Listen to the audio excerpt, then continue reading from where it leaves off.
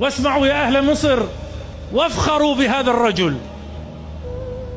يوم 14 من نوفمبر 2012 نهار ذلك اليوم الأربعاء أخطأ نتنياهو في حساباته مرتين، وأخطأ خطأه الثاني حين ظن أن في القاهرة ليس هناك تغيير يجعل الرئيس في القاهرة له تصرف آخر.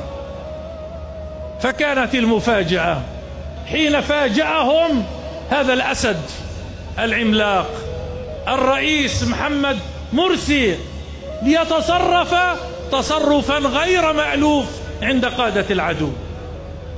قام الرئيس محمد مرسي بسلسلة من الإجراءات الشجاعة.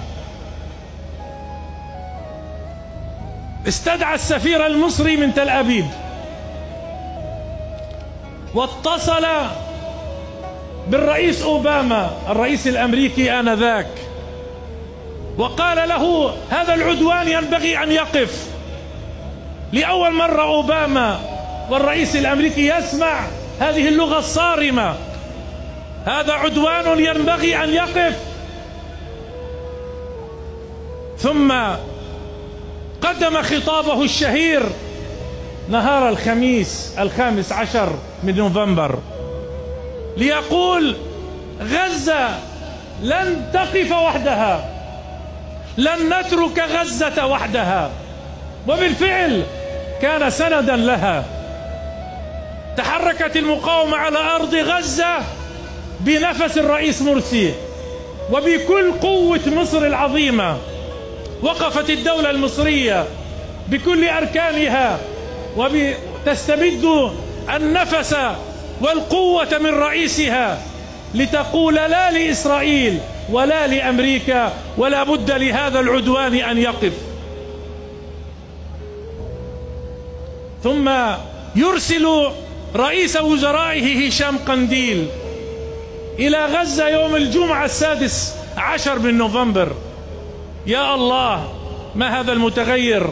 رئيس وزراء مصر في أول أيام الحرب يذهب إلى غزة ليقول مصر بكل عظمتها وتاريخها مع شعب فلسطين ومع أهل غزة. ثم يدعى اجتماع عاجل لوزراء الخارجية يوم السبت 17 من نوفمبر، ويقرر المجتمعون إرسال وفد إلى غزة، وزراء خارجية عرب. أتينا إلى القاهرة، هذه القاهرة التي استعادت علقها، واجتمعنا بالرئيس مرسي يوم الأحد 18 من نوفمبر، فقال لنا ما قاله للرئيس أوباما: هذا عدوان ينبغي أن يتوقف. وهنا بدأت لغة جديدة من الإسرائيليين والأمريكان ومفاوضات قادتها الدولة المصرية ممثلة بجهاز المخابرات العامة الذي أدى أداء مميزا في تلك المفاوضات، مسنودا إلى بلده مصر، هذا البلد العظيم، وإلى قائده ورئيسه الجديد. وكذلك وزارة الخارجية المصرية، هذه الوزارة العريقة في تاريخها السياسي. وشهدنا مفاوضات من نمط جديد إسنادا لمعركة المقاومة الفلسطينية على الأرض في غزة. فالتقطت إسرائيل الرسالة، التقطتها بصواريخ المقاومة من غزة وبصواريخ الموقف السياسي من القاهرة. فكانت مع الإدارة الأمريكية حريصة على وقف العدوان والوصول إلى وقف إطلاق نار سريع.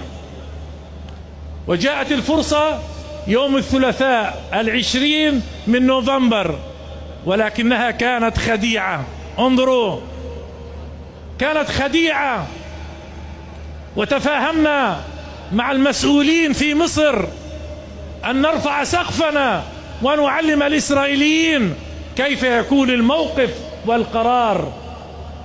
فلما أدركوا أن الزمن قد تغير أرسل أوباما وزيرة خارجيته هيلاري كلينتون، فجاءت صباح يوم الأربعاء 21 من نوفمبر وجلست عند الرئيس مرسي في قصر الاتحادية وقالت لن أبرح المكان حتى تقف الحرب، ووقفت بشروط المقاومة بفضل الله تعالى.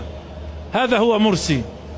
هذه صفحة من صفحات الرئيس محمد مرسي، والذي أثناء الحرب فتح معبر رفح وقدم كل ما يلزم لأهلنا في غزة من مساعدة. هذه شهادة للتاريخ